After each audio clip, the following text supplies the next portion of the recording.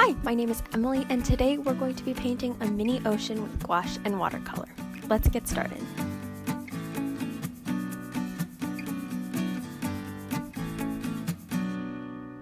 Alright, so this is going to be a really fun tutorial. I filmed this about 2 months ago, so I don't remember all the details, but I'm going to do my best because I found this recording and I thought it would be really fun to share. So I'm going through what I'm using. I have obviously one of the Lavender Chai mini painting kits. I've got an old plate, which I'm using for mixing, and some paintbrushes and water. I'm also taping I'll be taping my card to an old whiteboard just so I can move it around and it won't warp as much.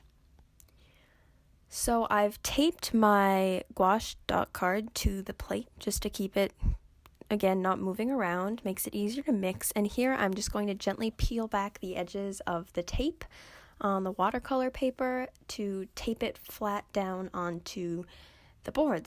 This is a method of keeping your watercolor paper from warping or folding, because if you've ever painted with watercolor, you'll know that even if you use a good watercolor paper, it's going to warp a little bit from the water. So here I am starting. I'm using a size 6 round and a size 2 round. I think I could have probably used a bigger brush than a 6 because the only thing I really used it for was kind of a wash in the background. And I think I could have probably used an 8 or even a 10 round on this. Again, use what brush you have. I suspect I'm doing a wet on wet technique here, where you're just going to cover your paper in water first and then lay down your paint, because it just helps the paint move a little better and cover the paper more evenly. I don't know because I can't really remember, but that's what I usually do. And that's a great technique to learn and to master if you're a beginner. So here I'm going time lapse. I'm just covering the card with the paint. Maybe this is a wet on dry. Doesn't really matter. So it's not obvious right now, but I am trying to make the top of the card look a little bit lighter, because if you've ever looked at pictures of an ocean from underwater or just know how water works, you'll know that if the sun's coming in from the top, it's going to be brighter at the top, and the deeper you get in the ocean, it's going to be a little darker. So I was trying to sort of mimic that in this first sort of background base wash that I did. Now I'm taking my size 2 round and I'm painting in some seaweed, kelp, ocean floor plants. Just painting some squiggly lines. This is really simple. If you're new to watercolor, just sort of do whatever. Paint little shapes, whatever feels like plants to you.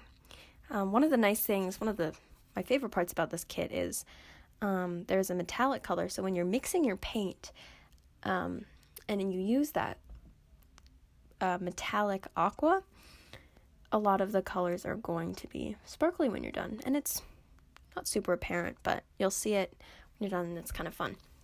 So I'm adding some layers and just painting in the kelp on the ocean floor. Not specifically kelp, just ocean plants. And you can see I'm holding my brush a little strange. Oh, so here this doesn't actually show up at all in the finished painting, but I'm painting some waves at the top, and you can see I'm kind of blending that out with the size 6, a little bit of water, and you can see sort of showing up there I did this off camera, but some little wavy shapes that aren't from there, and I just dabbed the top with a little bit of dry paper towel, and you can see the waves right there. I actually took, when the background was dry, the end of my paintbrush, and I just scraped some wave shapes, and that kind of, so when you do that glazed wash over it, the bits where you scraped will absorb a little bit more of that paint, and they'll sort of appear, and it looks really cool. Some paintbrushes have angled scrapers actually built into the ends of them, usually the larger ones, but you can always just use the end of your paintbrush or a toothpick. I wouldn't recommend scissors, that might rip your paper. So there I'm just adding some little blobs to the bottom.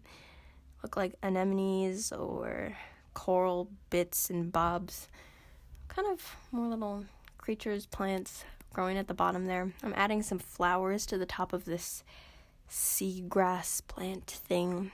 Not quite sure what it is.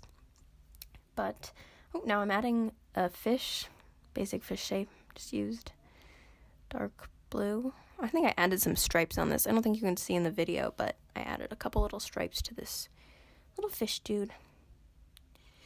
Alright, fish dude is dry. Now I'm adding the flowers to the top of the seagrass. I'm just gonna call it seagrass from now on.